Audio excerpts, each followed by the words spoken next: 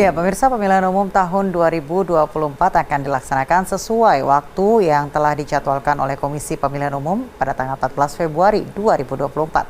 Tahapan pemilu tahun 2024 sudah akan dimulai di pertengahan bulan Juni 2022 mendatang. KPU memiliki PR besar untuk menyiapkan pemilu 2024 dalam waktu 20 bulan.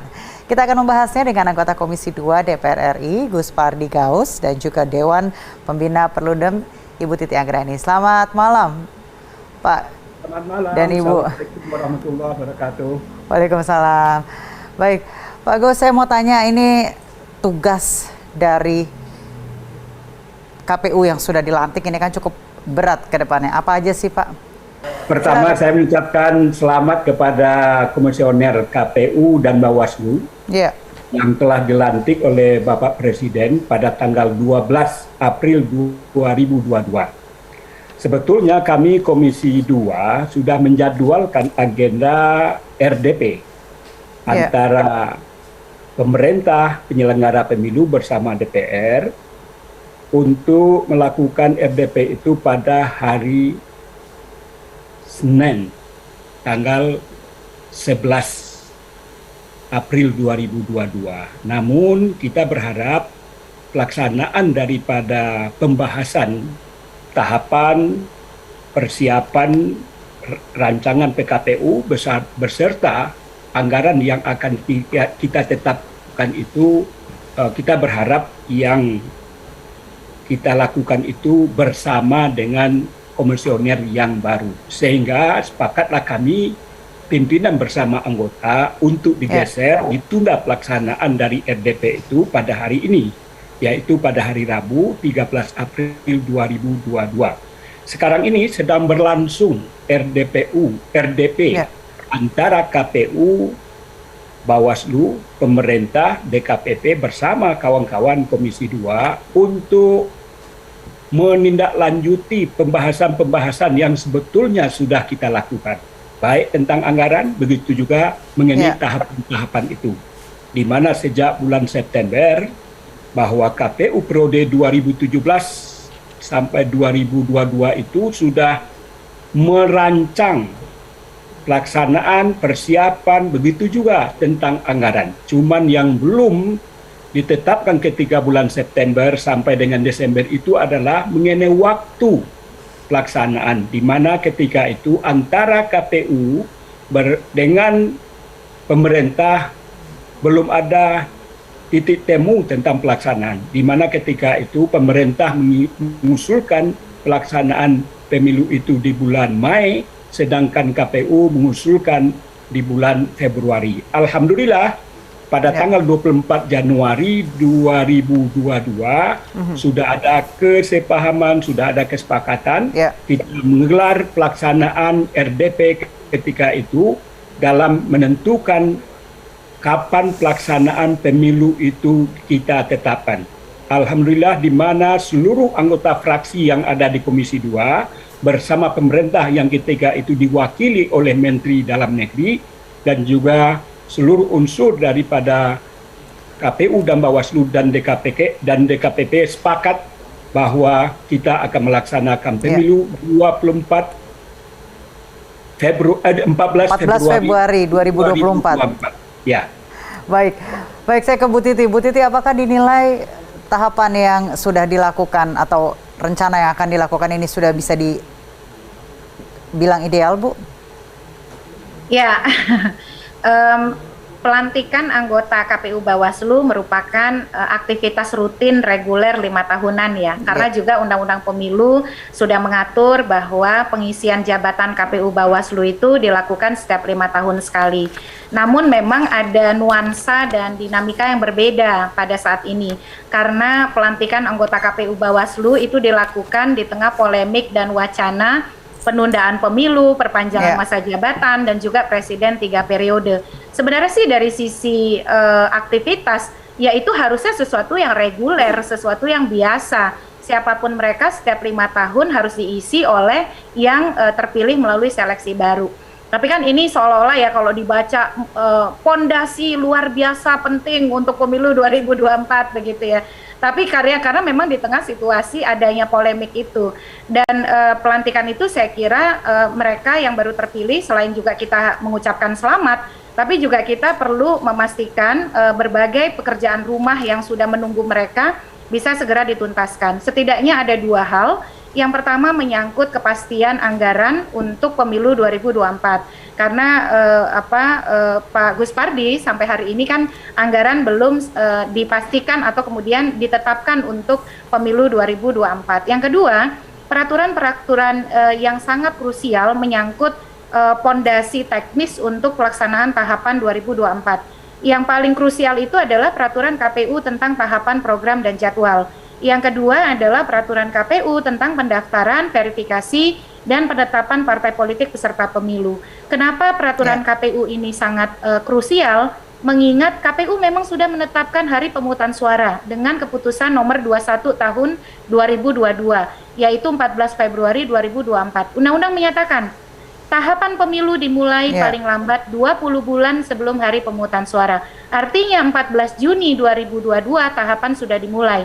Lalu pendaftaran partai politik 18 bulan sebelum hari pemungutan suara.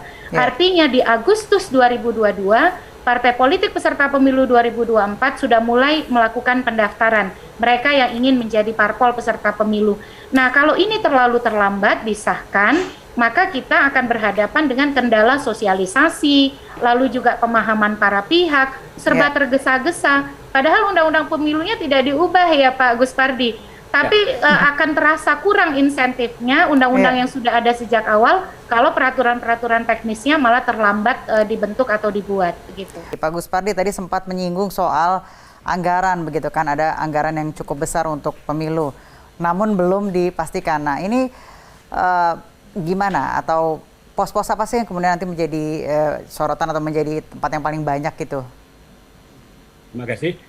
Berkaitan tentang anggaran, memang sudah diajukan oleh KPU. Baik. Ya bulan September yang lalu, di mana mereka mengajukan anggaran untuk pelaksanaan pemilu 2024 itu adalah sebanyak 86 T.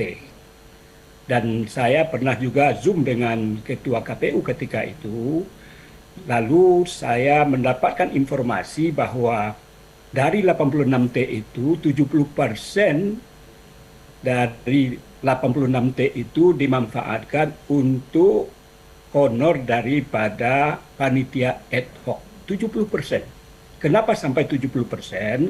Karena KPU menginginkan panitia ad hoc yang tadinya honornya adalah 500.000, 1 juta dan sampai 1,5 juta itu disamakan dengan gaji yang berdasarkan UMR Kabupaten, Kota, dan Provinsi. Kalau itu yang terjadi, tentu terjadi lompatan honor yang sangat luar biasa. Tentu anggarannya akan membengkak, biaya honor yang tadinya 500 sampai sekian yang saya sebutkan tadi, menjadi bisa di atas 2 juta, 3 juta, 4 juta, sesuai dengan UMR yang berlaku di Kabupaten Kota itu.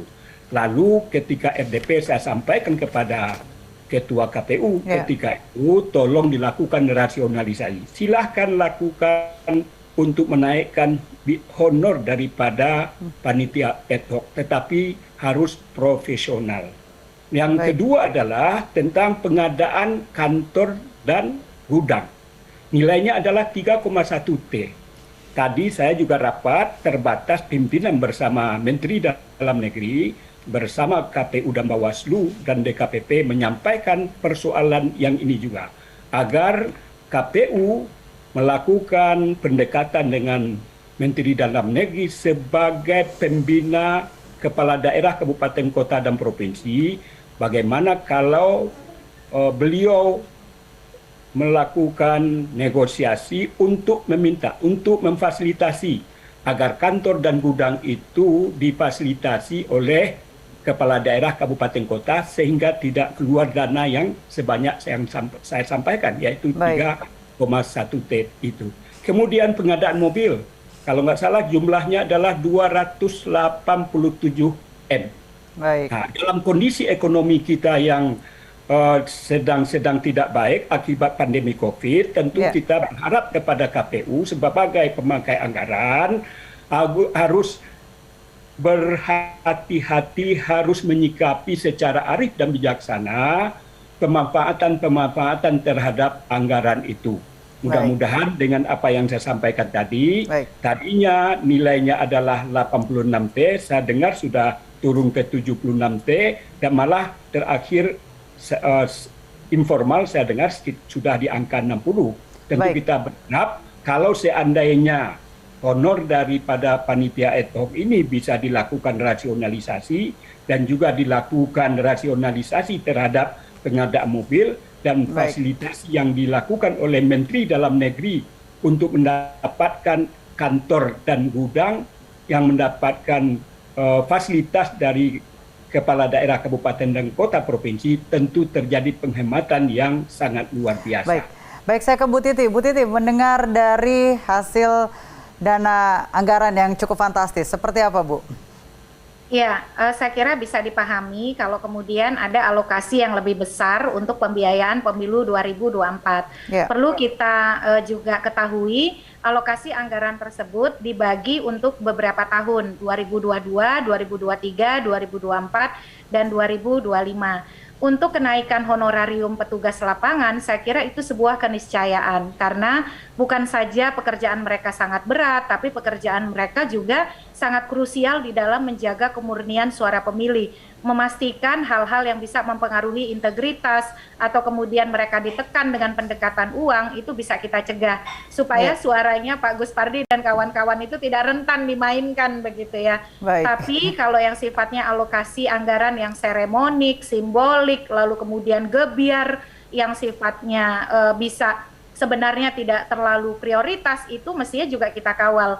Kita jangan sampai begini ya, kita tahu pemilu tidak boleh ditunda, pemilu harus terselenggara pada tahun 2024, dan juga harus ada pendanaan yang memadai sehingga kualitas pemilu tidak terganggu, pemilu yang demokratis lebih bisa kita terselenggarakan, tapi jangan sampai ada penumpang gelap nih, karena misalnya semua menginginkan pemilu, lalu penganggarannya pragmatis, lalu kemudian penuh dengan hal-hal yang tidak efektif, tidak efisien. Contoh tadi ya soal kendaraan dinas, saya setuju dengan Pak Gus Pardi, kalau memang masih bisa digunakan yang lama, maka mengapa tidak digunakan? Atau kemudian misalnya ada fasilitasi-fasilitasi yang bisa didukung oleh pemerintah daerah atau kementerian-kementerian, itu bisa dimanfaatkan. Karena jangan sampai kemudian kalau penganggarannya tidak efektif, tidak efisien, publik itu menganggap pemilu sebagai beban. Padahal pemilu itu sarana memfasilitasi suara rakyat yang penting terselenggara secara akuntabel, terbuka, transparan, efektif, efisien. Bagaimanapun biaya pemilu adalah dana publik yang harus digunakan secara bertanggung jawab, tidak boleh kemudian dialokasikan dengan cara-cara yang pragmatis, aji mumpung, apalagi ada upaya-upaya misalnya, ya kapan lagi begitu. Nah kalau sudah pendekatannya kapan lagi itu kan tidak tepat, apalagi situasi kita masih dalam situasi yang prihatin ya, ekses pandemi dan seterusnya. Oleh karena itu supaya publik bisa mengawal, supaya kemudian ini tidak berlangsung di area yang istilahnya tertutup, penting proses pembahasan anggaran ini juga dibuka, terbuka, transparan, dan akuntabel, serta membuka ruang akses masyarakat untuk tahu. Pertama tadi ya soal perkembangan anggaran, 86 triliun, 76 triliun, lalu saya sempat mendengar pada angka bisa diefisienkan pada 62 triliun. Pertanyaan paling mendasarnya, angka yang triliunan-triliunan itu alokasinya untuk apa saja? Itu juga harus publik tahu. Kemudian mengapa itu dialokasikan? Rasionalitasnya apa? Itu juga menjadi penting. Termasuk juga kita mendorong agar efisiensi bisa dilakukan oleh penyelenggara pemilu, misal dengan mengoptimalkan teknologi daring untuk rapat-rapat yang sebenarnya bisa daring, tidak perlu di hotel-hotel mewah, karena lagi-lagi kita berada dalam semangat agar anggaran pemilu itu efektif, efisien, akuntabel, tepat guna, dan berdaya guna, tanpa kemudian membawa risiko terhadap penyelenggaraan pemilu kita. Baik, terima kasih Bu Titi, terima kasih Pak Gus Pardi, waktunya sudah bergabung bersama kami di Newsroom Malam.